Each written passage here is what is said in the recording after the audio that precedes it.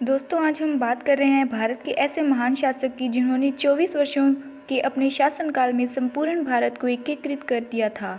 जी हाँ, ये महान सम्राट और कोई नहीं बल्कि मौर्य साम्राज्य के संस्थापक चंद्रगुप्त मौर्य हैं। तो आइए आज हम इस महान योद्धा के बारे में विस्तार पूर्वक जानते हैं। तो आइए चलते हैं लगभग 2700 साल पीछे, जब मौर्य वंश का शासनकाल हुआ करता था, और जानते हैं सम्राट चंद्रगुप्त मौर्य का इतिहास। चंद्रगुप्त मौर्य का पूरा नाम मौर्य सम्राट चंद्रगुप्त मौर्य था।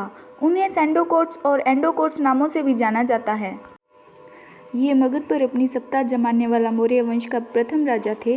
उन्होंने अपने साम्राज्य को कश्मीर से लेकर डेक्कन और असम से लेकर अफगानिस्तान तक फैला लिया था। चंद्रगुप्त मौर्य भारत के ही नहीं बल्कि आसपास के देशों में भी शासन किया करते थे। उनके शौर्य और पराक्रम की कीर्ति गाथा लोग आज भी याद करके गौरवान्वित महसूस करते हैं। भारत के महान योद्धाओं की बात की जाए तो चंद्रगुप्त मौर्य का नाम जरूर याद किया जाता है। उनका नाम भारतीय इतिहास के पन्नों में स्वर्ण अक्षरों में लिखा जाता है।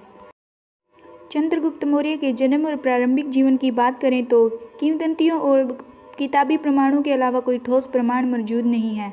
अलग अलग इतिहासकारों द्वारा इस पर विभिन्न मत दिए गए हैं। बुद्धिस्ट परंपरा के अनुसार चंद्रगुप्त मौर्य का ताल्लुक क्षत्रिय समुदाय से था, तो वहीं प्रसिद्ध संस्कृत नाटक मुद्रा राक्षस की बात करें तो उन्हें नंदवन्य अर्थात नंद के वंशज के रूप में जाना जाता है।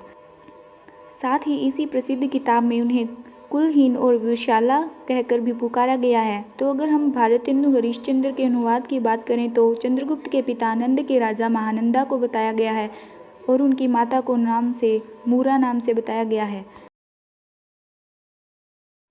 सामान्य तथ्यों के अनुसार चंद्रगुप्त मौर्य का जन्म पाटलिपुत्र बिहार में 304 ईसा पूर्व में हुआ था। उनका जन्म एक बेहद गरीब परिवार में हुआ था और उनके पिता का नाम नंद था, जो नंदों की सेना में एक अधिकारी पद पर थे। चंद्रगुप्त के जन्म के पहले ही उनके पिता की एक युद्ध में मृत्यु हो गई थी।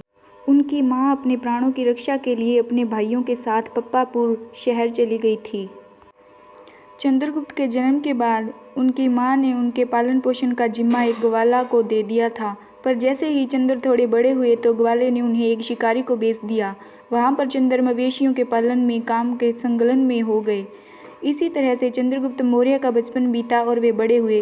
इसी दौरान चंद्र की मुलाकात आचार्य चाणक्य से हुई थी, जिन्होंने उनके आगे के जीवन में बहुत अहम भूमिका निभाई थी। चंद्रगुप्त मौर्य के पिता नंदा ने एक सौतेले भाई नवनादास थे, जिनकी बिल्कुल भी नहीं पटती थी। नवनादास हाथ धोकर अपने भाई की जान लेने पर उतारू हो गए थे। ऐसा माना जाता है कि चंद्र के 99 भाई जिन्हें नवनादास ने मार दिया था, किसी तरह चंद्र की मां ने उन्हें बचा लिया था और वो मगध साम्राज्य में रहकर अपना जीवन यापन करने लगे थे। जब चंद्र की मुलाकात आचार्य चाणक्य से हुई तो उन्होंने चंद्रों के गुणों को पहचान कर अपने साथ तक्षशिला ले गए। चाणक्य ने उन्हें सभी प्रकार की शिक्षा की और वे सारे गुण सिखाए जो एक अच्छे शासक